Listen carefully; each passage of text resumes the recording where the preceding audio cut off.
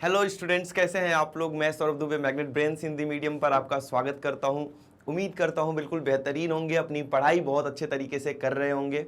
जैसा कि आपको पता है, वास्तविक संख्याओं को हमने एनसीईआरटी के हिसाब से, यानी कि पूरी की पूरी एनसीईआरटी चैप्टर 1 हमने वास्तविक संख्याओं का कंप्लीट कर लिया है। आज की क्लास में हम देखने वाले हैं एमसीक्यूज। जैसा कि आपको पता है, आजकल एग्जाम के पैटर्न में एमसीक्यूज ऐड हो चुके हैं, बहुविकल्पीय प्रश्न ऐड हो चुके हैं। मतलब कि ये सेशन भी आपके लिए बहुत ज़्यादा इम्पोर्टेंट होने वाला है, क्योंकि 10 नंबर से लेके 15 नंबर के क्वेश्चंस आपको एमसीक्यूज के देखने को मिल सकते हैं, मिलेंगे ही। तो बहुत ज़्यादा इंपॉर्टेंट है। वास्तविक संख्याओं में कौन कौन से इंपॉर्टेंट एमसीक्यूज हैं, वो सभी कुछ सब कुछ लेकर मैं आज आ चुका हूं। तो देखते हैं, स्टार्ट करते हैं आज का सेशन स्टार्ट करने से पहले मैं आपको एक छोटी सी और बहुत ज़रूरी इन्फॉर्मेशन देना चाहता हूं। जैसा कि आपको पता है, मैग्नेट ब्रेन्स हिंदी प्रोवाइड करता है फ्री क्वालिटी एजुकेशन, जहां पर 6ठी क्लास से लेकर 12वीं क्लास तक की सारी क्लासेज हिंदी मीडियम विद्यार्थियों के लिए, और वहीं इंग्लिश मीडियम स्टूडेंट्स के लिए केजी से लेकर 12वीं क्लास तक की सारी क्लासेज बिल्कुल फ्री ऑफ कॉस्ट हमारे यूट्यूब चैनल मैग्नेट ब्रेन्स के ऑफिशियल वेबसाइट और ऐप पर अवेलेबल है। तो आप उसको देख सकते हैं। साथ ही साथ अगर आप ई नोट्स या ई बुक्स ग्रैब करना चाहते हैं तो उसका लिंक जो है वो डिस्क्रिप्शन बॉक्स में दिया गया है, वहाँ जाकर आप देख सकते हैं। तो आइए इसी अच्छी बात के साथ स्टार्ट करते हैं आज की क्लास। बिल्कुल फोकस होकर आज की क्लास देखना है आपको। एक एक क्वेश्चन आपको पहले से ही आ रहा है, तो मेरे साथ साथ मैं चाहता हूं कि आप भी इसको अटेम्प्ट करें। जैसे कि पहला क्वेश्चन दिखा, आप स्क्रीन पॉज करेंगे, उसके बाद आपका जब क्वेश्चन हो जाएगा तो प्ले करके देखेंगे कि क्या सर ने जो आंसर किया है, क्या आपका भी वही आंसर आ रहा है। समझ चुके हैं मेरी बात? तो स्टार्ट करें। आज का जो खेल होने वाला है, हम दोनों साथ खेलेंगे। आप भी कॉपी पेन लेकर बैठेंगे और मैं तो यहाँ पर हूँ ही। तो चलिए स्टार्ट करते हैं। प्रश्न संख्या 1, इसमें बोल रहा है 8, 9 और 25 का मौसा ज्ञात कीजिए। बहुत आसान है। एचसीएफ हमें बताना है किसका किसका, 8, 9 और 25 का। तो ठीक है, मैंने क्या बताया था आपको, 8 को लिख लेंगे 2 का क्यूब। अभी मैं बताऊंगा कि शॉर्ट ट्रिक से बहुत जल्दी कैसे निकालेंगे। पहले तो आप ये मेथड देखें, ठीक है। 8 को लिख लेंगे 2 का क्यूब। कैसे लिख लिया सर? 8 बराबर होता है 2 गुणे 2 गुणे 2, 2 दूना 4, 4 दूना 8। ठीक है, कोई डाउट नहीं आना चाहिए। 9 को हम क्या लिखेंगे? 3 गुणे 3 मतलब कि 3 का वर्ग। और 25 को क्या लिखेंगे? 5 गुणे 5 मतलब कि 5 का वर्ग। याद करो एक बार कि मैंने एचसीएफ में आपको क्या बताया था। मैंने बताया था common number with minimum power, मतलब कि उभयनिष्ठ संख्याएं और निम्नतम घात के साथ। तो उभयनिष्ठ संख्याएं कोई दिख रही हैं क्या? कोई भी नंबर आपको उभयनिष्ठ दिख रहा है क्या? इसमें नहीं दिख रहा। और सर ने यह भी बताया था कि जब कोई भी नंबर आपको उभयनिष्ठ नहीं दिखेगा, ऐसे केस में आपका एचसीएफ, आपका मौसा कितना हो जाएगा? 1 हो जाएगा। कोई डाउट है? कोई डाउट आना ही नहीं चाहिए। तो हमारा जो घ वाला ऑप्शन है, option number D is the correct answer. आ गई बात समझ में? तो यहां पर बहुत सारे स्टूडेंट्स कंफ्यूज हो जाते हैं कि यहां पर तो कुछ कॉमन नहीं दिख रहा। कुछ कॉमन नहीं दिख रहा तब तो और ज्यादा आसान हो चुका है, क्योंकि जब कुछ कॉमन नहीं दिखेगा, ऐसे केस में आपका एचसीएफ क्या आ जाएगा? 1 आ जाएगा। आ रही बात समझ में? अगर इसी प्रश्न का आपसे एलसीएम पूछा जाता तब क्या करते आप? तो एलसीएम में सर ने बताया था ऑल नंबर्स, जितने भी नंबर दिख रहे हैं अलग अलग, सबको आप लिखेंगे यहां पर। कैसे? 2 लिख लिया, 3 लिख लिया और 5 लिख लिया। ऑल नंबर्स, सभी नंबर विथ मैक्सिमम पावर, मतलब कि उच्चतम घात के साथ। 2 का उच्चतम घात 3 है, 3 का उच्चतम घात 2 है और 5 का उच्चतम घात कितना है? 2 है। अब इनको आप गुणा करेंगे और एलसीएम भी आ जाएगा। इतनी बात समझ में आ चुकी है। शॉर्ट ट्रिक कैसे है? क्वेश्चन को देखते ही मौसा कैसे बताएंगे आप? अब मौसा क्या होता है, पहले मैं यहां पे लिख दे रहा हूं, ये सब हटा रहा हूं मैं। अगर आपको स्क्रीनशॉट लेना हो तो जल्दी से ले सकते हैं।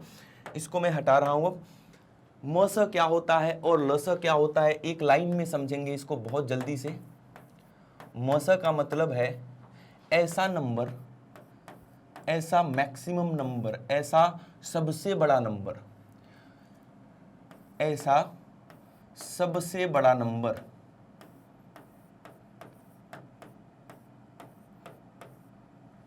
नंबर नहीं लिखेंगे, संख्या लिख लेते हैं, ज्यादा अच्छा है ना। ऐसी सबसे बड़ी संख्या जो दिए हुए नंबर्स को, जो दी हुई संख्याओं को पूर्णतया विभाजित करती है, संख्याओं को, ऐसी सबसे बड़ी संख्या जो दी हुई संख्याओं को पूर्णतया विभाजित करती है, पूर्णतया विभाजित करती है। मेरी बात समझ रहे हैं आप? इतने से आपका काम हो जाएगा शॉर्ट ट्रिक में। मतलब कि जिस बच्चे को, जिस स्टूडेंट को ये लाइन पता है, उसके लिए ये चुटकी बजाने जैसा खेल है। मतलब कि क्या 8 से सारे नंबर विभाजित हो रहे हैं? 8 से सर 8 तो विभाजित हो रहा है, 8 के पहाड़े में 9 नहीं आता, 8 के पहाड़े में 25 नहीं आता, तो ये तो हो ही नहीं सकता, है ना। 9 के पहाड़े में 9 तो आता है, लेकिन 8 और 25 नहीं आता, ये तो हो ही नहीं सकता। 25 के पहाड़े में 8 और 9 नहीं आएगा, ये तो हो ही नहीं सकता। 1 के पहाड़े में तो दुनिया के सारे नंबर आते हैं, और 1 से बड़ा ऐसा कोई नंबर नहीं है कि जिसके पहाड़े में ये तीनों आते हों। तो कहने का मतलब ये वाला ऑप्शन सही है। एक बात आप और याद रखेंगे, जो मौसा निकालते हैं या तो सबसे छोटी संख्या के बराबर होगा, ध्यान से समझना, एक एक बात जो बता रहा हूं बहुत ध्यान से समझना है। जो मौसा निकालते हैं या तो सबसे छोटी संख्या के बराबर होगा या तो उससे छोटा होगा। क्या बता रहा हूं? जो मौसा निकालोगे इससे या तो बराबर हो जाएगा या तो इससे छोटा होगा, लेकिन जब लसा निकालते हो, लघुत्तम समापवर्तक निकालते हो, तो सबसे बड़ी संख्या के या तो बराबर होगा या फिर उससे बड़ा होगा। मौसम में क्या बताया मैंने? ये जो पॉइंट्स आज मैं बता रहा हूं, ये आपके दिमाग खोल देंगे, आपके कॉन्सेप्ट्स को क्लियर करेंगे बिल्कुल। तो मौसा जो है या तो छोटी संख्या के, जो भी इनमें छोटी संख्याएं होंगी, सबसे छोटी संख्या, सबसे छोटी लिखो, या तो सबसे छोटी संख्या के बराबर होगा, सबसे छोटी संख्या के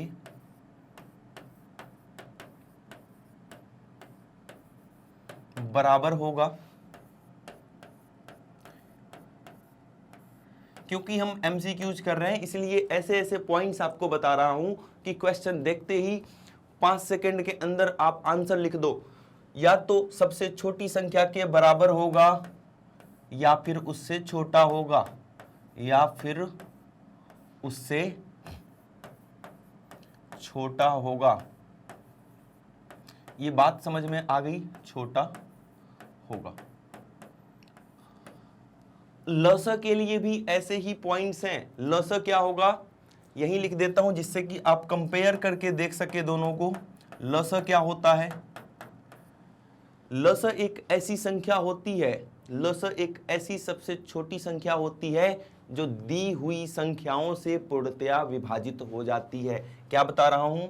ऐसी सबसे छोटी संख्या, ऐसी सबसे छोटी संख्या जो दी हुई संख्याओं से, जो दी हुई संख्याओं से, बहुत इंपॉर्टेंट पॉइंट है आपके लिए, संख्याओं से पूर्णतया विभाजित हो जाती है, पूर्णतया विभाजित हो जाती है, विभाजित हो जाती है, हो जाती है। कहने का क्या मतलब है एक बार फिर से समझेंगे हम। जैसे कि मैं अगर आपसे बोल रहा हूं कि 2, 5 और 8 का लसा बताओ, आप 2, 5 और 8 का लसा बताओ। जब आप लसा निकालोगे तो वो 40 आ रहा होगा। लसा कितना आ रहा होगा? 40 आ रहा होगा। सर आपने कैसे लिख दिया? बिना लसा निकाले कैसे लिख दिया? हमें भी सीखना है, आओ सिखाता हूं। सबसे बड़ा नंबर ले लो जब लसा निकालना हो, 8। क्या 2 और 5 से 8 कटेगा? क्या 2 और 5 दोनों के पहाड़े में 8 आता है? नहीं। 8 दूनी 16। क्या 2 और 5 के पहाड़े में 16 आता है? नहीं आता सर। 8 त्रिक 24। क्या 2 और 5 के पहाड़े में 24 आता? नहीं आता सर। 8 चौक 32 हो गया। क्या 32 2 और 5 के पहाड़े में आता है? 2 के पहाड़े में तो आ रहा है, लेकिन 5 के पहाड़े में 32 नहीं आ रहा। 8 पंजे 40, 2 से भी 40 कट जाएगा, 5 से भी 40 कट जाएगा, 8 से भी 40 कट जाएगा। इसका मतलब कि ये 40 सबसे छोटा नंबर है जो इन तीनों से कटेगा। आ रही बात समझ में?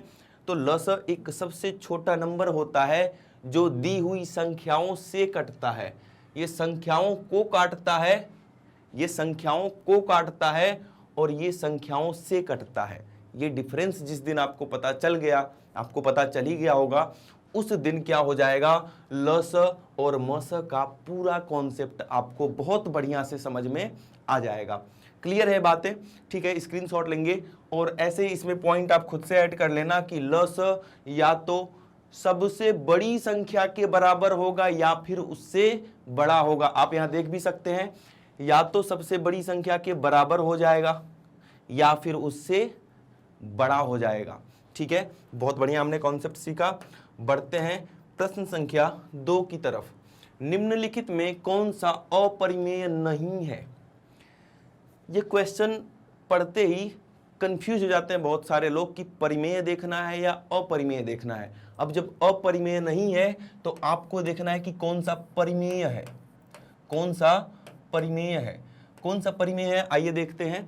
तो ऐसे देख के तो पता नहीं चल रहा, हमें एक एक को क्या करना होगा, सॉल्व करना होगा। नीचे से सॉल्व करते हैं। इसको हम आगे सॉल्व नहीं कर सकते। क्या इसके आगे भी इसका कोई हल है? नहीं है। आगे क्या सॉल्व करोगे इसमें? तो ये तो भाई हो गया क्या, अपरिमेय, क्योंकि इसमें करड़ी में 5 आ रहा है, ये हो गया अपरिमेय। कब डिसाइड करेंगे कि परिमेय है या अपरिमेय? सबसे पहले पूरा हल करेंगे। तो ये तो पूरा हल हो चुका है। अब हम देखते हैं ये वाला ऑप्शन, इसको पूरा हल करेंगे। इसमें क्या दिया है, करड़ी में 2 माइनस करड़ी में 3 और दूसरे कोष्ठक में क्या है, करड़ी में 2 धन करड़ी में 3। यही बात की गई है। a plus B A minus B, a plus B A minus B एक सर्व समीका है जो आपको 8वीं और 9वीं क्लास में पढ़ाया गया है। इसका फॉर्मूला होता है क्या, a धन b a ऋण b। इसका फॉर्मूला होता है a वर्ग माइनस b वर्ग, a square minus b square. Clear है बात? तो हम क्या करेंगे, a की जगह पर करड़ी में 2 है, करड़ी में 2 का कर देंगे स्क्वायर और फिर माइनस का चिन्ह है, माइनस का चिन्ह लगाएंगे। b की जगह है करड़ी में 3 कर देंगे वर्ग, इसका भी। ये आ गया 2 और माइनस ये आ गया 3, हमारा उत्तर आ गया -1। मतलब कि जो भी दिया था उसको हमने प्रॉपर हल किया। हल करने के बाद जो आंसर आया, इसको देखकर आपको डिसाइड करना है कि ये परिमेय है या अपरिमेय है। तो जैसा कि आपको पता है -1 कैसी संख्या है, एक परिमेय संख्या है। ठीक है, तो ग जो है अपना सही आंसर हो जाएगा। ऐसे ही इसको सॉल्व करके जब आप देखेंगे तो क्या आ रहा होगा, 2 धन 3 धन 2 करड़ी में 6, मतलब कि 5 धन करड़ी में 2 करड़ी में 6। इसको देख के आपको डिसाइड करना है कि ये परिमेय है या अपरिमेय है। तो क्योंकि यहाँ पर करड़ी में 6 आ रहा है तो ये क्या हो जाएगा, अपरिमेय हो जाएगा। इसको जब आप करेंगे तो क्या आ रहा होगा, 4 माइनस 4 धन 3 7, 7 माइनस 4 करड़ी में 3 आ रहा होगा। आता है ना a माइनस बी का वर्ग, a स्क्वायर a वर्ग माइनस 2ab धन b वर्ग। जब आप उससे सॉल्व करेंगे इसको तो यही आएगा, और जब यही आएगा तो इसको देख के डिसाइड करें तो ये भी अपरिमेय है। आपसे क्या पूछ रहा है, कौन सा अपरिमेय नहीं है? तो केवल और केवल ऑप्शन नंबर सी विकल्प ग जो है वही क्या है, अपरिमेय नहीं है, क्योंकि इसका आंसर कितना आ रहा है, -1 आ रहा है। बात हो गई क्लियर? बढ़ जाते हैं अब हम आगे। प्रश्न संख्या 3। देखो यहां पर हर एक ऑप्शन की बात कर रहा हूं जिससे कि आपको सारे कॉन्सेप्ट क्या हो जाएं, क्लियर हो जाए। परिमेय संख्याओं तथा अपरिमेय संख्याओं का गुणनफल होता है, ऐसे क्वेश्चन में ध्यान देना है। बहुत सारी किताबों में ये वाला प्रश्न गलत लिखा है। ठीक है, आपको क्या करना है, ऐसा अगर प्रश्न एग्जाम में आ गया तो आपको क्या करना है मैं बताता हूं, ध्यान से मेरी बात सुने। बोल रहा है एक संख्या परिमेय है, एक संख्या रैशनल नंबर है, परिमेय संख्या है, एक संख्या इर्रेशनल नंबर है, अपरिमेय संख्या है। अब परिमेय और अपरिमेय को सर गुणा करने के बाद क्या आएगा? इसमें दो केस होते हैं। पहला केस, केस नंबर 1, पहला केस क्या है कि अगर दी हुई परिमेय संख्या शून्य है, अगर दी हुई परिमेय संख्या क्या है? शून्य है, तो शून्य परिमेय संख्या तो शून्य हो गई, इसके साथ कोई भी अपरिमेय संख्या लेंगे। आपको बहुत अच्छे से ये बात पता होगी कि शून्य को जब हम किसी भी संख्या से मल्टीप्लाई करते हैं, गुणा करते हैं, तो उत्तर शून्य आ जाता है। और शून्य एक कैसा संख्या है, कैसी संख्या है? तो शून्य एक परिमेय संख्या है सर। शून्य कैसी संख्या है? शून्य एक परिमेय संख्या है। इसीलिए इसका उत्तर, जब भी परिमेय संख्या को आप शून्य लेंगे तब तो इसका उत्तर क्या आएगा? तब इसका उत्तर परिमेय आएगा। अन्यथा केस 2 में, अन्यथा मतलब अदरवाइज, अन्यथा क्या हो जाएगा? और कोई संख्या लेंगे, परिमेय संख्या की जगह शून्य को छोड़कर दुनिया की कोई और संख्या लेंगे, शून्य को छोड़कर कोई और संख्या, शून्य को छोड़कर कोई और संख्या, एनी नंबर एक्सक्लूडिंग शून्य, 0, कोई और संख्या, कोई और संख्या। और जब आप इसका गुणा, मेरी बात समझ रहे हैं? शून्य को छोड़कर कोई और परिमेय संख्या लेंगे आप, शून्य को छोड़कर कोई भी और दुनिया की परिमेय संख्या लेंगे, और उसको जब आप अपरिमेय से गुणा करेंगे तब आपका उत्तर जो आएगा हमेशा अपरिमेय आएगा। तो सर यहाँ तो अच्छा, बहुत सारी किताबों में गलत क्या लिखा है? इसका उत्तर बहुत सारी बुक्स बताती हैं अपरिमेय। मेरी बात समझ रहे हैं?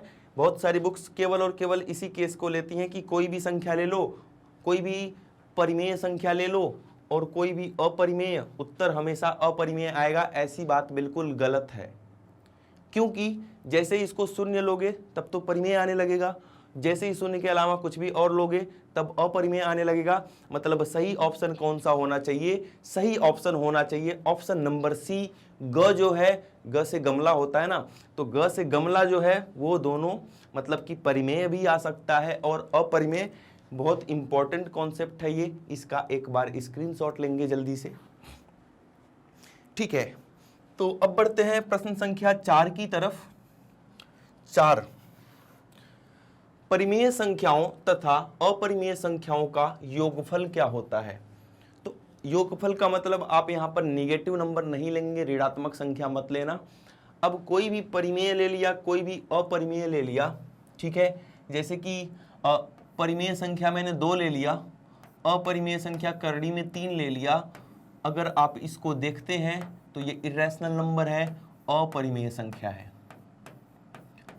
सर शून्य लेके एक बार बता दो। चलो ठीक है, परिमेय संख्या हमने शून्य ले लिया, अपरिमेय संख्या हमने फिर से करड़ी में 2 ले लिया। इसका उत्तर आ रहा है करड़ी में 2, जो कि क्या है? एक अपरिमेय संख्या है। तो कहने का मतलब योगफल क्या आ रहा है? परिमेय संख्याओं का और अपरिमेय संख्याओं का, तो वो अपरिमेय आ रहा है। लेकिन जब भी गुणनफल पूछ रहा है आपसे तो थोड़ा सा सावधान हो जाना है। आ रही बात समझ में? क्लियर है बातें? बढ़ते हैं प्रश्न संख्या 5 की तरफ। 2 भिन्न भिन्न अपरिमेय संख्याओं का गुणनफल होता है। भिन्न भिन्न क्यों बोल दिया?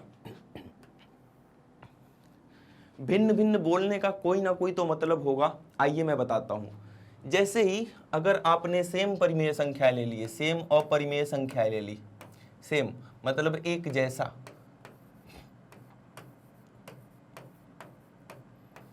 जब भी आप एक जैसी परिमेय संख्याएं अपरिमेय संख्याओं का गुणनफल करेंगे, जैसे कि करड़ी में 5 गुणे करड़ी में 5, उत्तर आ गया 5। मतलब कि ये भी अपरिमेय था, ये भी अपरिमेय था, लेकिन जो हमारा उत्तर आ रहा है वो तो एक परिमेय संख्या आ रही है।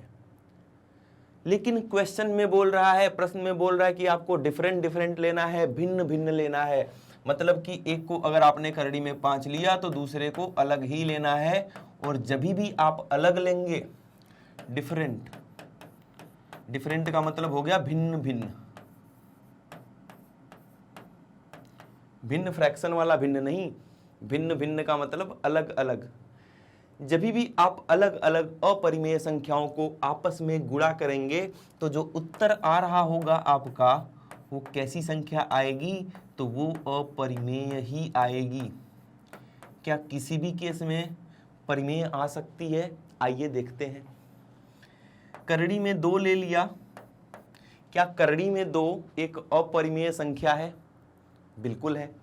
करड़ी में 8 ले लिया, क्या करड़ी में 8 एक अपरिमेय संख्या है? बिल्कुल है। करड़ी में 2 ले लिया, करड़ी में 8 ले लिया, उत्तर आ गया करड़ी में 16, क्योंकि 16 एक पूर्ण वर्ग संख्या है, परफेक्ट स्क्वायर नंबर है, तो 16 बाहर निकलेगा, 4 बन जाएगा, और 4 कैसी संख्या आ गई? अरे ये तो परिमेय संख्या आ गई। ये क्या आ गई? ये तो परिमेय संख्या आ गई। आ रही बात समझ में? पीछे एक पॉइंट मैंने दिया था, एक बार देख लेने दे। गुणनफल वाला, हाँ, इसमें आपको क्या बताया था मैंने? ठीक है ठीक है, ओके ओके। थोड़ा सा मुझे लगा कि वहां भी अपरिमेय अपरिमेय तो नहीं बता दिया मैंने। ठीक है, कोई डाउट, कोई दिक्कत वाली बात नहीं है। मैं बात कर रहा था, हाँ, मैं बात कर रहा था कि हमने देखा कि जब सेम एक जैसी परिमेय संख्याओं को लिया हमने, एक जैसी परिमेय संख्याओं को लिया हमने, तब तो हमेशा परिमेय आ गया।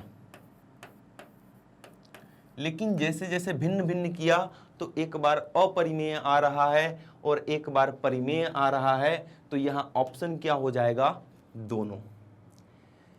हर केस को लेकर चलना है। अगर आप बस यही देख के अपना उत्तर लगाएंगे तो गलत लगा बैठेंगे। आ रही बात समझ में? ये जो भिन्न भिन्न लिखा था ये आपको कंफ्यूज करने के लिए लिखा था, और ये चीजें रटनी नहीं है। कितनी चीजें रटोगे, क्या क्या रट लोगे? अगर मैं पूछूं परिमेय और अपरिमेय का गुणनफल क्या होगा, योगफल क्या होगा, घटाने पर क्या होगा, फिर मैं पूछूं कि एक परिमेय है एक अपरिमेय है, अब बताओ ये तीनों चीजें, फिर मैं पूछूं दोनों अपरिमेय हैं, अब बताओ। ऐसा नहीं करना है आपको। जैसे मैं एग्जाम्पल लेके खुद समझ रहा हूं, आपको समझा रहा हूं। कहने का मतलब आपको एग्जाम्पल लेके खुद एक अंडरस्टैंडिंग क्रिएट करनी है कि परिमेय होगा, चलो अपरिमेय आ गया, कुछ और सोच के देखते हैं। तो 2 ले लिया, 8 ले लिया, 16 आ गया, 4 आ गया, अरे ये तो परिमेय भी आ सकता है, मतलब कि दोनों होंगे। मेरी बात समझ रहे हैं आप? ठीक है, प्रश्न संख्या 5 हमने देख लिया है। अब हम बढ़ते हैं प्रश्न संख्या 6 पर। 98 को अभाज्य गुणनखंड के रूप में व्यक्त कीजिए।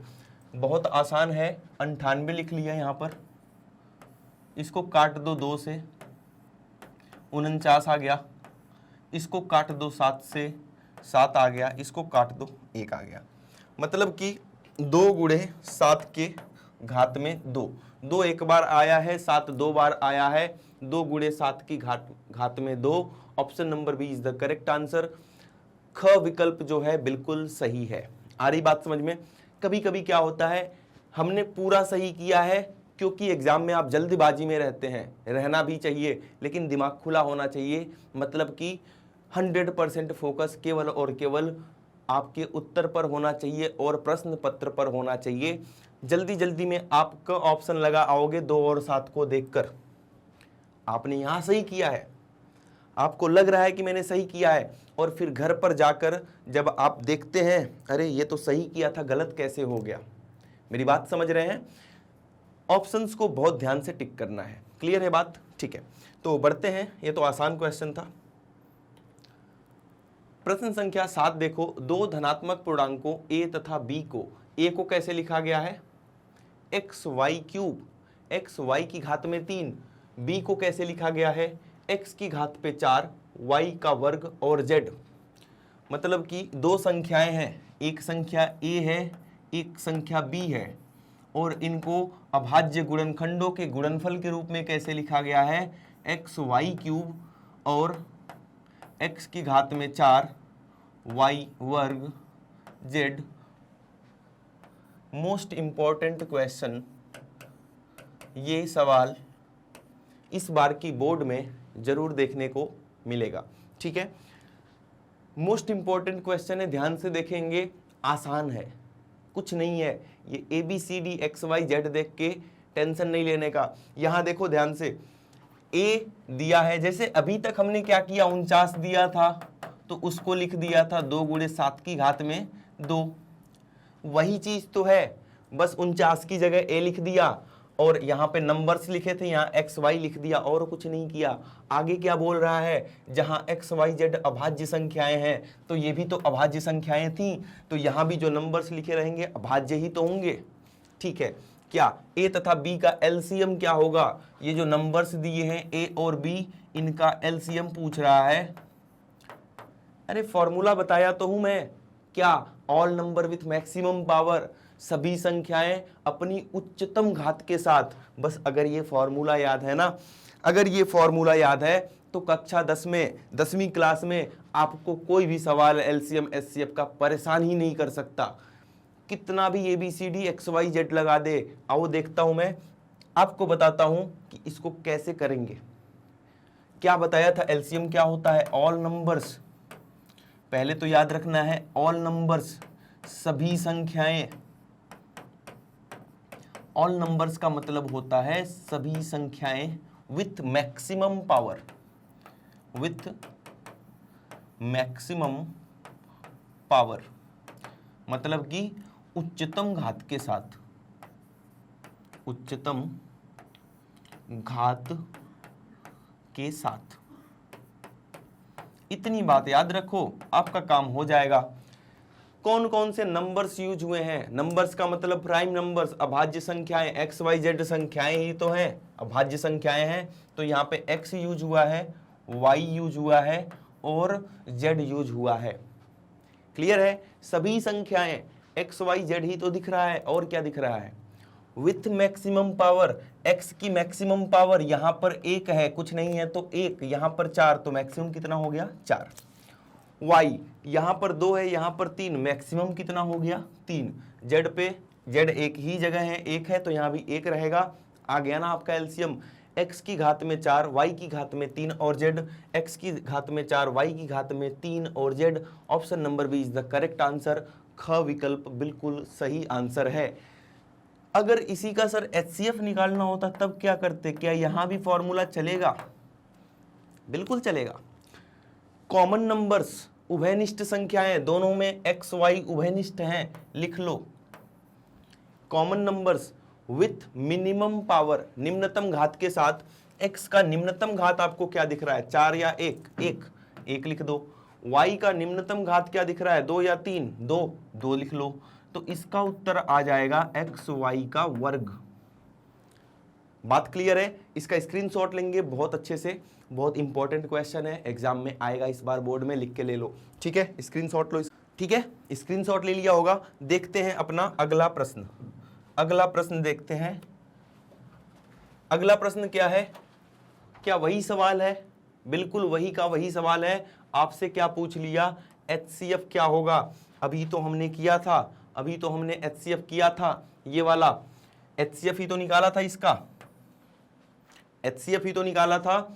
क्या संख्याएं वही हैं, एक बार मिलाएंगे, XY क्यूब, x की घात में 4, y का स्क्वायर z, संख्याएं वही हैं तो HCF यही आएगा, XY वर्ग। XY वर्ग कहाँ गया, इसको हटा दो। अब इसको आप हटा दो और XY वर्ग जो है, XY वर्ग पर सही टिक कर लो। मतलब कि ये LCM आया था और ये वाला क्या आएगा, HCF आएगा। बात क्लियर हो गई, ठीक है, समझ में तो आ गया होगा बहुत बढ़िया से। ये ऐसे अभी एक आध क्वेश्चंस और आएंगे आगे। प्रश्न संख्या 9 को देखेंगे। यदि मौस 8 है और लस 48 है, मौस कितना दिया है, 8, किसका किसका, 16 और y का। 16 और y का मौस 8 है, लस 48 है, तो y का मान क्या होगा ये बताना है। बताया था ना, दो संख्याओं का गुणनफल, फॉर्मूला याद रखेंगे। क्या बताया था, दो संख्याओं का गुणनफल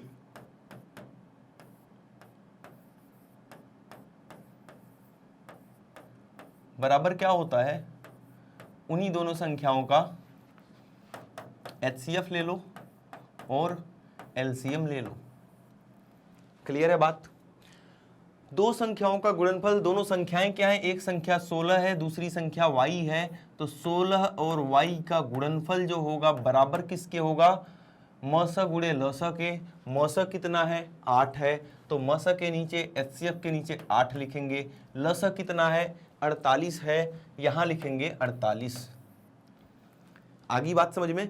अब हम यहां से y का मान निकालेंगे, और जब y का आप मान निकाल रहे होंगे तो देखेंगे 8 गुणे 48, और ये जो 16 y से गुणा हो रहा था इधर आएगा तो भाग हो जाएगा। 16 दूना 32, 16 तिया 48, और 8 त्रिक होता है 24, तो y का मान आ गया 24 है। ये रहा, होगा नहीं तो जाएगा कहाँ। आ गई बात समझ में? बहुत आसान था ये, ठीक है। ये भी क्वेश्चन बहुत ज़्यादा इंपॉर्टेंट है। हो सकता है ये बहुविकल्पीय में आ जाए, या ऐसा भी हो सकता है कि नॉर्मल क्वेश्चंस में आ जाए, शॉर्ट में भी आ सकता है या वेरी शॉर्ट क्वेश्चंस में भी आ सकता है। लघु उत्तरीय या अति लघु उत्तरीय में से, दोनों में से किसी में आ सकता है, या तो 1 नंबर का दिखेगा या तो 2 नंबर का दिखेगा। आगे बात समझ में? बढ़ते हैं अपने प्रश्न संख्या 10 की तरफ। 10 में क्या बोल रहा है, पाई है। कुछ नहीं बताऊंगा इसमें, कुछ नहीं बताऊंगा, आपको याद होना चाहिए कि पाई एक अपरिमेय संख्या होती है। प्रश्न संख्या 11, ये तो बिल्कुल वही वाला सवाल आ गया जो अभी हमने किया था कि दो संख्याओं का गुणनफल जो होता है, दो संख्याओं का गुणनफल जो होता है वो क्या होता है, मस तथा लस के बराबर होता है। कैसे बराबर होता है ये देखते हैं। अभी तो हमने किया था ये वाला क्वेश्चन, वही सेम टू सेम है। मैं क्या बता रहा हूं, दो संख्याओं का गुणनफल। बार बार फॉर्मूला क्यों लिखता हूं मैं, क्योंकि आपको याद हो जाए। आपको भी ऐसे ही करना चाहिए, जितनी बार भी क्वेश्चन सॉल्व करें उतनी बार फॉर्मूला लिखते रहें, जिंदगी में कभी नहीं भूलेगा। दो संख्याओं का गुणनफल जो होगा क्या होगा, मस गुणे लस होगा। और क्या हो सकता है, मस गुणे लस। आगे बात समझ में? ठीक है। अब दोनों संख्याएं कौन कौन सी हैं ये डिसाइड करो। वो दोनों संख्याएं हैं 77 और 99, 77 एंड 99। इनका गुणनफल कर देंगे। संख्याओं को बहुत ध्यान से लिखना है। बहुत बच्चे क्या करते हैं, इसको संख्या मतलब वही है, कुछ भी कर देते हैं। इसको संख्या ले लिया, इसको संख्या ले लिया, इसको मसा मान लिया, कुछ भी करते हैं। आपको ध्यान से समझना है क्वेश्चन पढ़ के कि संख्याएं कौन सी हैं, लस क्या है, मस क्या है, पूछ क्या रहा है, बस इतना समझना है। दोनों संख्याओं को ले लिया। अब हम देखेंगे कि लस दिया है, लस कितना है 693, तो लस को लिखेंगे 693 गुणे, पहले मस लिखा है तो पहले मस लिखना चाहिए हमें नियम के हिसाब से। वैसे कोई फर्क नहीं पड़ता लेकिन लिख लेते हैं। मस हमसे पूछ रहा है तो मस लिख लिया, और लस दिया है 693। अब यहाँ पर आपको ये गुणा करने नहीं बैठना है। मैं बार बार बताता हूँ, ऐसा नहीं कि बैठ के अब मैं गुणा कर रहा हूँ कि सर 99 और 77 करो पहले और अपना 2-3 मिनट खराब करो। ये नहीं करना है आपको। क्या करना है फिर, 693 इधर गुणा हो रहा है, इधर लाएंगे भाग होगा, इसको ऐसे ही लिखेंगे। 693 को इधर लाएंगे भाग होगा। मुझे पता है 50% से ऊपर बच्चे क्या करते हैं, गुणा करने बैठ जाते हैं, और गुणा करने के बाद फिर 693 से भाग देंगे और कम से कम 3 से 4 मिनट अपना बर्बाद करेंगे। आइए देखते हैं ये क्वेश्चन कितना आसान हो जाएगा। स्मार्ट कैलकुलेशन करना सीखो। 11 से काटेंगे, 11 9 99 हो गया। 11 से इसको काटेंगे, 11 छक्का 66 हो गया। 3 बचा 33 हो गया। 11 तियाँ 33 हो गया। 9 7 63 होता है, और 7 से जब इसको कट करेंगे तो 11 आएगा। मौसा कितना आ गया, 11 आ गया। क्या वो गुणा करना पड़ा? क्या गुणा करने के बाद जो आया 693 से भाग देनी पड़ी? नहीं, वो आपको करना भी नहीं है। उत्तर आ गया option number A is the correct answer. क विकल्प बिल्कुल सही आंसर है। ठीक है, स्क्रीनशॉट लेना है तो ले सकते हैं। अब मैं बढ़ता हूं आगे। प्रश्न संख्या 12 देखेंगे। दो संख्याओं का लस इतना है, मतलब दोनों संख्याओं का लस दिया है। निम्न में कौन सा संख्याओं का मस नहीं हो सकता? नोट डाल के एक पॉइंट लिखेंगे। नोट, जो मस होगा, मस लस को हमेशा विभाजित करेगा, लस को हमेशा विभाजित करेगा, हमेशा विभाजित करेगा। LCM is always divisible by HCF, विभाजित करेगा। या दूसरे शब्दों में कभी कभी पूछ लेता है ना कौन सा कथन सत्य है, वहां ये कथन लिख के भी आ सकता है, तो आपको अगर पता होगा तभी तो आप लिख पाएंगे। और जो संख्या विभाजित करती है वो फैक्टर भी होती है, गुणनखंड भी होती है, तो ये भी हो सकता है मस लस का एक गुणनखंड होता है, एक गुणनखंड फैक्टर होता है। गुणनखंड क्या फैक्टर होता है। दोनों एक ही बातें लिखी हैं, जो विभाजित होता है वो फैक्टर भी होता है। जैसे संख्या 8 को 2 भी विभाजित करता है, 2 चौका 8, 4 भी विभाजित करता है। मतलब हम दूसरे शब्दों में कह सकते हैं कि 2 और 4 संख्या 8 के क्या हैं, फैक्टर्स हैं, गुणनखंड हैं। यहां आ जाओ, अब देखो ये लस दिया है, अब मस क्या क्या हो सकता है और क्या नहीं हो सकता है ये देखते हैं। 1200 600, 600 1200 को विभाजित कर देगा, मतलब ये मस हो सकता है, मस हो सकता है। क्या 400 1200 को विभाजित करेगा, 2 शून्य से 2 शून्य काट दो, 4 तियां 12, 4 तियां 12 होता है, ये भी विभाजित कर सकता है। क्या 200 1200 को विभाजित करेगा, 2 जीरो से 2 जीरो काट दो, 2 छक्का 12, ये भी विभाजित कर सकता है। क्या 500 1200 को विभाजित कर सकता है, नहीं करेगा। कैसे, 2 शून्य से 2 शून्य काट दिया, क्या 5 के पहाड़े में 12 आता है, नहीं आता। मतलब कि यही वाला हमारा करेक्ट हो जाएगा कि मस क्या नहीं हो सकता, तो मस जो है वो 500 नहीं हो सकता। Option number C is the correct answer. विकल्प संख्या जो ग है 500, ये सही उत्तर है। आगे बात समझ में, ये दोनों पॉइंट्स स्क्रीनशॉट ले लो और उसको गैलरी में रहने देना, कभी मत पढ़ना। ऐसा ही करते हो स्क्रीनशॉट जो लेते हैं। अभी मैं स्क्रीनशॉट लेने को क्यों बोलता हूं कि टाइम वेस्ट ना हो। आ रही बात समझ में? या तो आप पॉज करके, वीडियो पॉज करके कॉपी में लिख लो, बहुत अच्छी बात है ये। लेकिन आपका एक रिदम टूट जाता है, पढ़ने का रिदम होता है ना कि फटाफट पढ़े जा रहे हैं, समझ में आ रहा है, वो रिदम ना टूटे, इसलिए मैं बोलता हूँ स्क्रीनशॉट ले लो। अब वो स्क्रीनशॉट गैलरी में नहीं होना चाहिए कि बस गैलरी में पड़ा है, जिंदगी में उस स्क्रीनशॉट से आपकी दोबारा मुलाकात ही नहीं हुई। ऐसा नहीं करना। उसको जो भी आपको इंपॉर्टेंट लगता है अपने हिसाब से उसको आप कॉपी में लिखोगे, नोट्स बनाओगे उसका प्रॉपर। आ जाओ यहाँ पर, और नोट्स हमारे पास भी अवेलेबल हैं, जैसा मैं बताता हूँ ई नोट्स और ई बुक्स दोनों अवेलेबल हैं। लिंक दिया है डिस्क्रिप्शन बॉक्स में, वहाँ जाके आप चेक करें।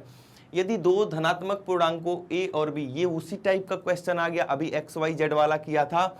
एक नंबर ए है, उसको गुणनखंड के फॉर्म में लिखा है PQ²। एक नंबर बी है, उसको गुणनखंड के फॉर्म में लिखा है P3Q।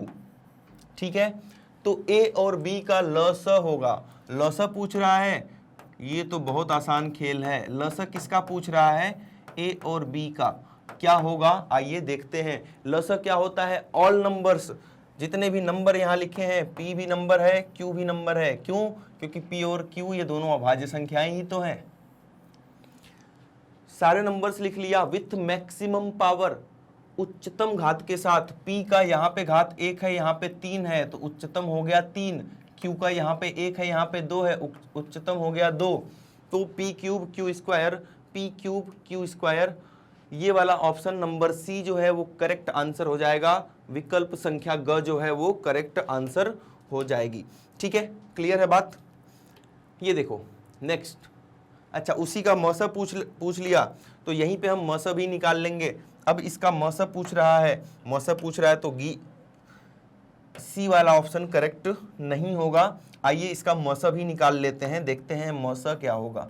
मस आपको कैसे सिखाया था मैं कि कॉमन नंबर्स, दोनों लाइन में P भी आ रहा है, दोनों लाइन में Q भी आ रहा है, निम्नतम घात के साथ, मिनिमम पावर के साथ p की मिनिमम पावर, मिनिमम घात क्या है, 1 है या 3 है, तो सर 1 है।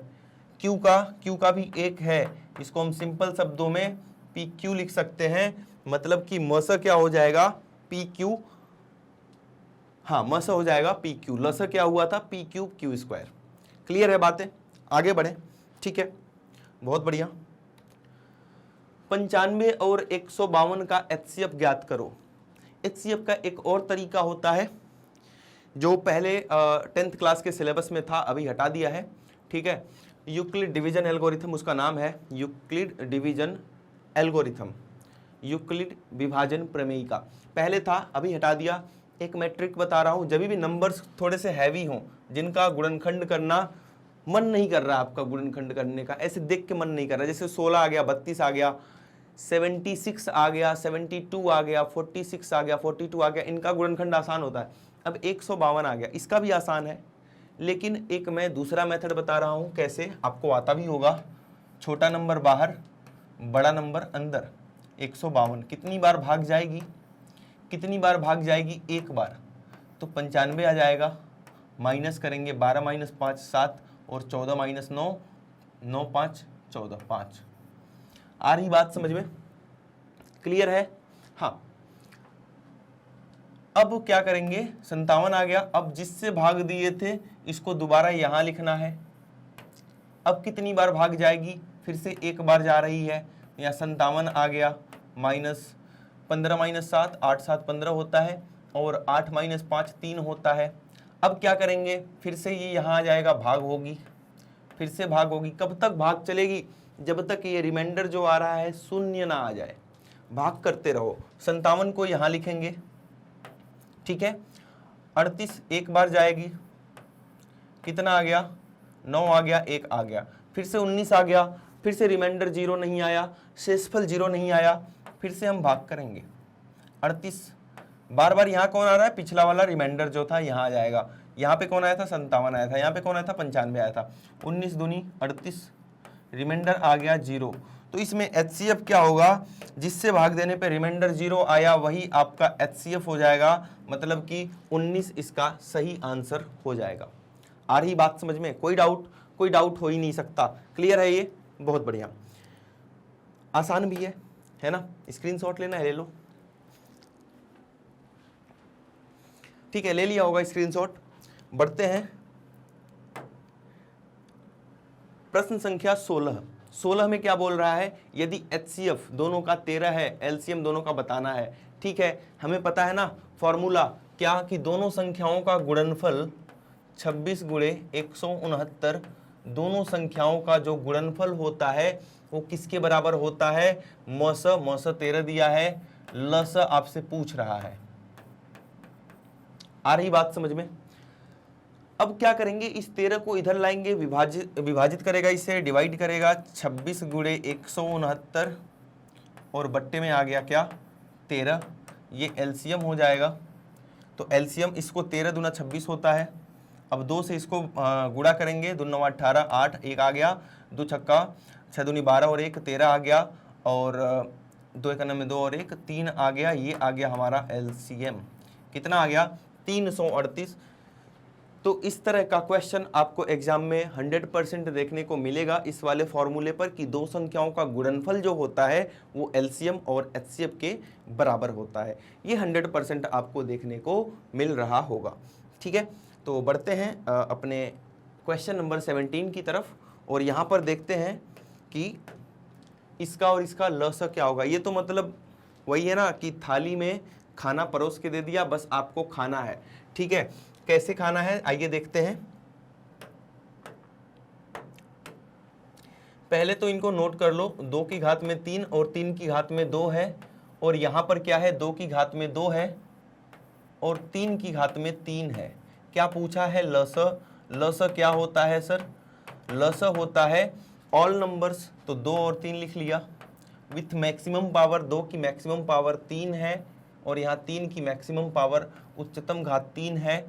2 की घात में 3 8 होता है, 3 की घात में 3 27 होता है, 7 बटे 56 6, कैरी आ गया 5, 8 दूनी 16 और 5 हो गया 21। 216 जो है सही है। तो 216 नहीं दिया है, सीधे सीधे यही पूछ लिया है। तो ये देख लो ना, लस इसी फॉर्म में पूछ रहा है, मैं देखा नहीं था किस फॉर्म में पूछ रहा है, 2 की घात में 3, 3 की घात में 3, तो ये रहा 2 की घात में 3 और 3 की घात में 3। इसमें तो लिखने की भी जरूरत नहीं थी, आप देख सकते हैं ऑल नंबर्स यहाँ लिख दिया, मैक्सिमम पावर 3 3, तो 3 3 को ढूंढ लो, यहाँ पर 3 3 है, काम हो गया खत्म। क्लियर है बात? ठीक है। दो संख्याओं का मौसा 18 और उनका गुणनफल दिया है। बहुत आसान है ये, हम क्या लिखते हैं फॉर्मूला, दो संख्याओं का गुणनफल, दो संख्याओं का गुणनफल जो होता है वो किसके बराबर होता है, मौसा गुणे लसा के बराबर होता है। ये बात आपको बहुत अच्छे से पता चल चुकी है। ठीक है, अब दो संख्याओं का गुणनफल सीधे दे दिया, संख्याएं नहीं दी हैं, गुणनफल दे दिया, बहुत अच्छी बात है। हम सीधे गुणनफल लिख देंगे 12960 बराबर मौसा गुणे लसा। तो मौसा 18 दिया गया है और लसा आपसे पूछ रहा है, क्या आप ये कर पाएंगे? इसको 18 इधर आएगा, भाग देंगे आप, भाग देके इसका उत्तर आप मुझे कमेंट में बताएंगे कि कौन सा वाला ऑप्शन सही है। ठीक है, मैं भी देखना चाहता हूं ना कितना पढ़ रहे हो, कितना समझ रहे हो और कौन कौन बहुत ध्यान से ये लेक्चर देख रहा है। क्लियर है?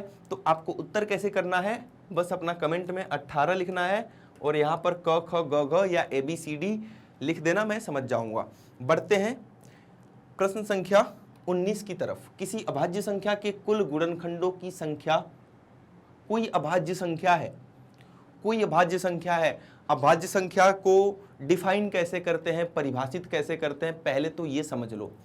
अभाज्य संख्याएं ऐसी संख्याएं होती हैं जिनके केवल 2 गुणनखंड होते हैं, जो केवल और केवल 2 ही नंबरों से, 2 ही संख्याओं से विभाजित होती है। एक तो 1 से विभाजित होती है और दूसरा खुद से विभाजित होती है। जैसे कि एक संख्या ले लिया 5, 5 या तो 1 के पहाड़े में आएगा, 5 या तो अपने पहाड़े में आएगा। एक संख्या ले लिया 19, 19 या तो 1 के पहाड़े में आएगा या तो खुद अपने पहाड़े में आएगा।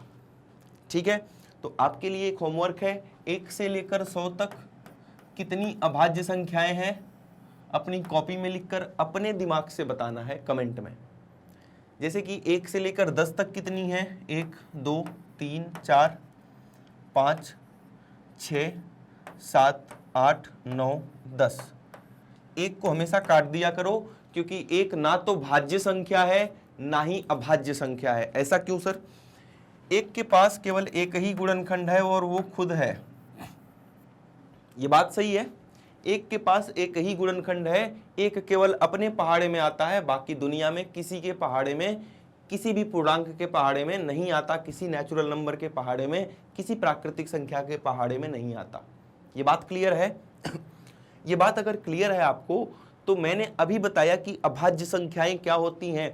अभाज्य संख्याओं का मतलब ही होता है कि उनके केवल और एग्जैक्ट, मतलब कि पूरे 2 गुणनखंड होने चाहिए, एक तो वो खुद और दूसरा 1।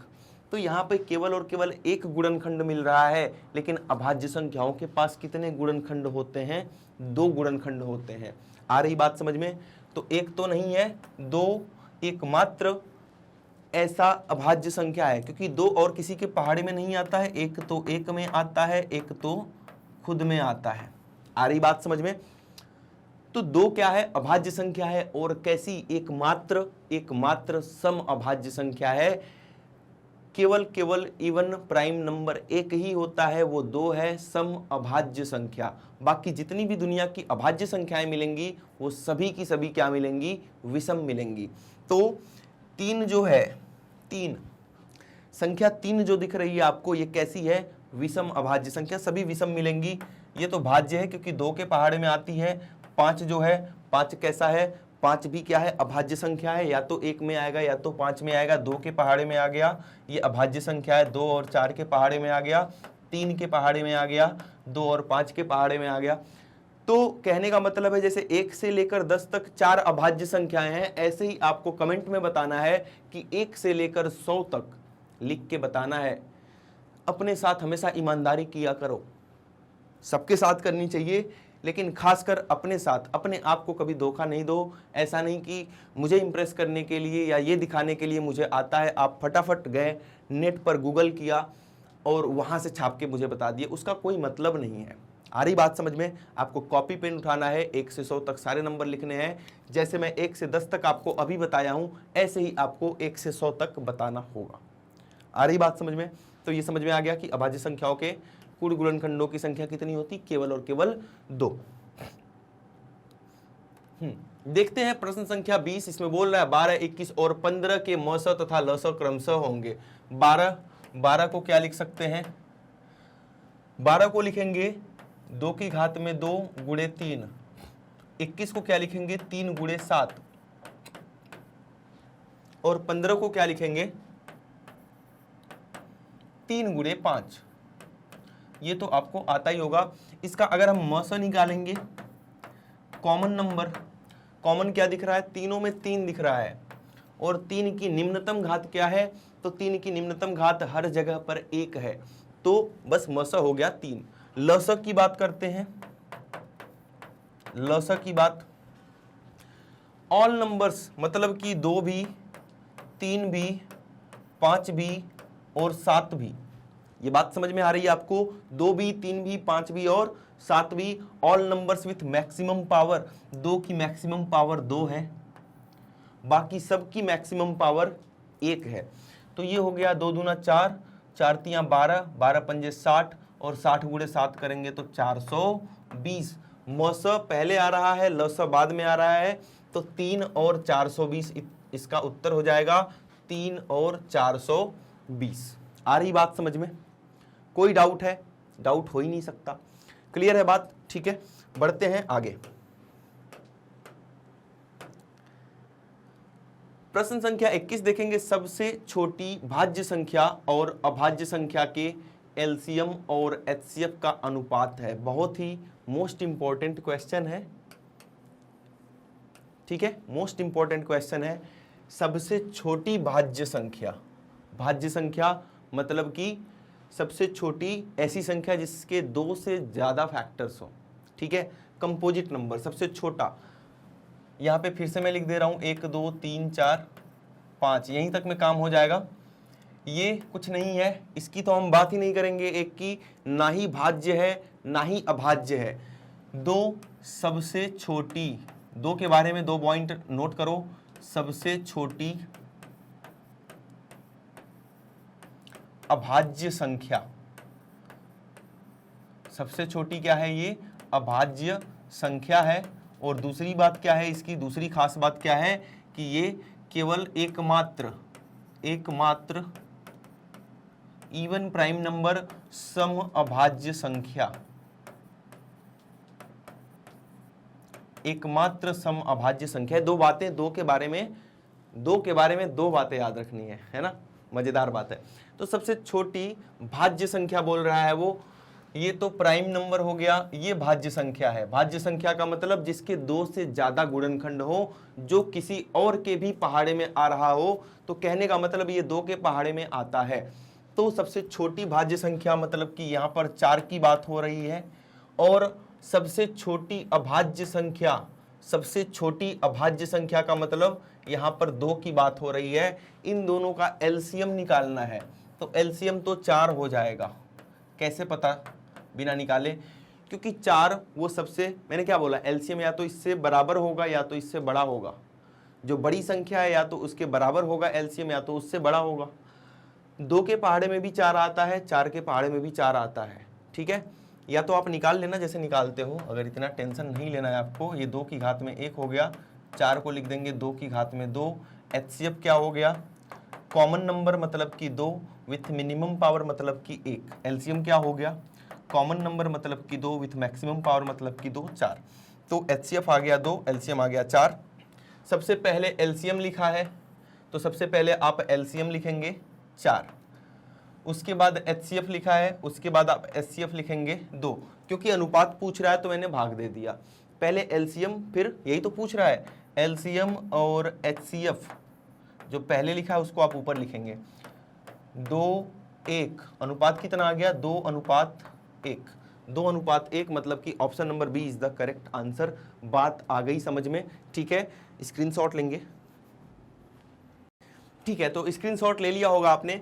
अब हम देखते हैं नेक्स्ट क्वेश्चन, प्रश्न संख्या 22। इसमें लस 36 दिया हुआ है और मस 2 दिया हुआ है, एक्स का मान पूछ रहा है। ऐसा प्रश्न हम कर चुके हैं। कैसे करेंगे ध्यान से देखिए। दोनों संख्याओं का गुणनफल, मतलब कि x गुणे 18 बराबर मस गुणे लस, मस 2 है और लस कितना है 36 है। कोई डाउट नहीं होगा यहाँ पर।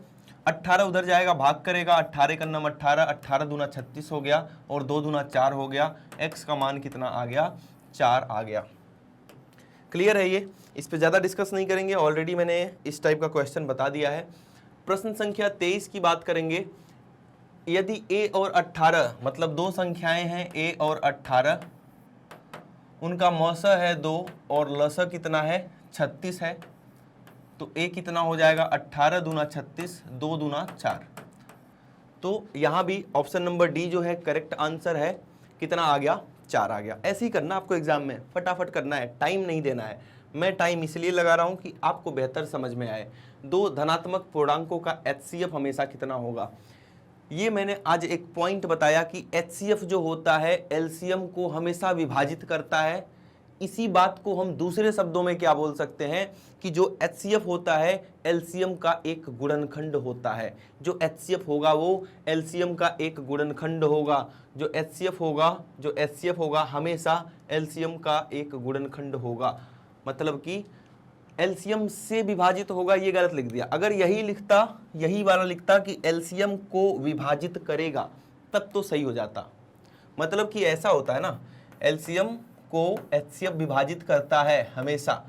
ऐसे याद रख लो, ऐसे तो याद रहेगा। अब ये बोल रहा है LCM से विभाजित होगा, इसका मतलब हो गया कि जो HCF है वो LCM से विभाजित होगा। तो ये बात तो बिल्कुल गलत है, उल्टा बोल दिया इसने। और गुणज का मतलब मल्टीपल नहीं होता है, क्योंकि मल्टीपल किसी भी संख्या का निकालोगे। जैसे 8 का मल्टीपल, पहला 8 हो जाएगा, दूसरा 8 गुणे 2 16, 8 त्रिक 24, 8 चौक 32। तो मल्टीपल या तो बराबर होगा या तो उससे बड़ा होगा। लेकिन HCF हमेशा LCM से क्या होता है? छोटा होता है। HCF हमेशा छोटा होता है। अब छोटा होगा तो गुणज कैसे हो सकता है? छोटा होगा तो गुणनखंड हो सकता है। मेरी बात समझ रहे हैं आप लोग? ठीक है, ज़्यादा कंफ्यूज नहीं होना इसमें, बस एक बात ये याद रखो, सारे क्वेश्चन अपने आप बन जाएंगे। ठीक है, बढ़ते हैं प्रश्न संख्या 25 की तरफ। सबसे छोटी विषम अभाज्य संख्या, विषम भी हो अभाज्य भी हो, सम अभाज्य कौन सी है? एकमात्र सम अभाज्य संख्या कमेंट में बताएंगे। अभी एकमात्र सम अभाज्य संख्या कमेंट में बताएंगे। अभी मैंने बताया था, देखता हूं किसको किसको याद है, तुरंत बताएंगे। सम का मतलब इवन, अभाज्य का मतलब prime number. Even prime number एकमात्र, ओनली इवन प्राइम नंबर कौन सा है? आप कमेंट के माध्यम से बताएंगे। मैं आपको बता रहा हूं कि विषम अभाज्य संख्या सबसे छोटी कौन सी है। दुनिया की सारी अभाज्य संख्याएं एक को छोड़कर एक ऐसी संख्या है जो सम अभाज्य है, बाकी सारी की सारी संख्याएं क्या हैं? विषम अभाज्य हैं। आइए कुछ संख्या लिखते हैं, 1 2 3 4 5। ये तो कुछ नहीं है, ये तो देखो मैंने ही बता दिया, ये तो सम अभाज्य है। जो मैं आपसे पूछ रहा था, बताना पड़ा, ये तो सम अभाज्य है। तो ये ऐसा प्राइम नंबर है जो सबसे छोटा है और विषम है और अभाज्य है। आ गई बात समझ में? विषम है और अभाज्य है। Option number B is the correct answer. ठीक है, विकल्प ख जो है वो बिल्कुल सही आंसर हो जाएगा। कोई डाउट वाली बात? सर डाउट क्या, लिख के बताओ। अब तो पता हो गया होगा मैं बार बार क्या बोल रहा हूँ। होता है ना कि टीचर, एक शब्द होता है हर टीचर का होता है कि वो आदत में बन जाता है, मतलब कि बोलना, है ना।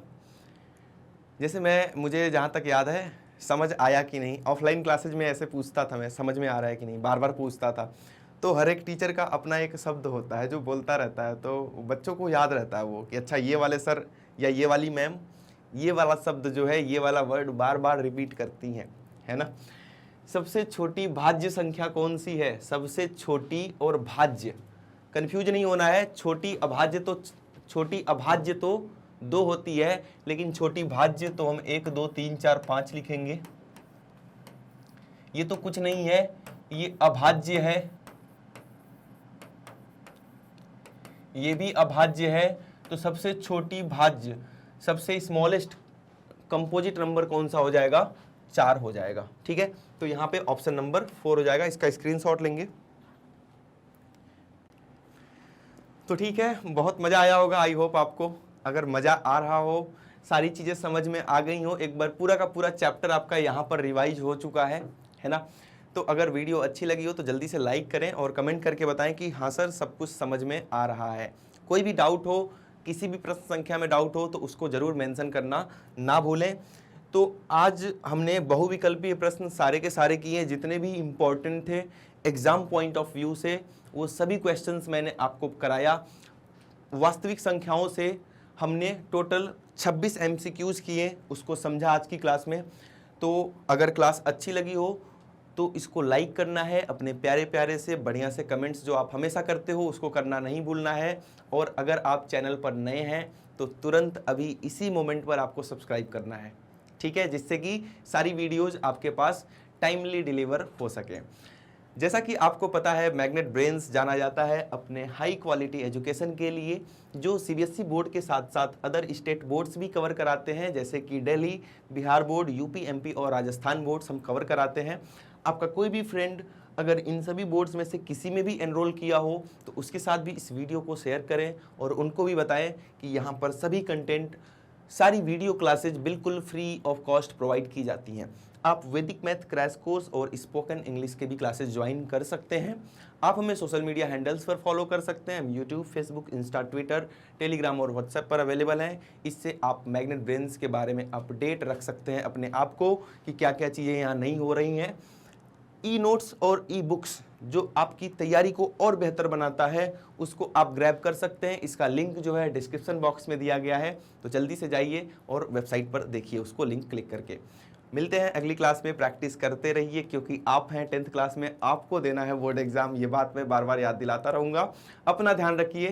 Thank you so much.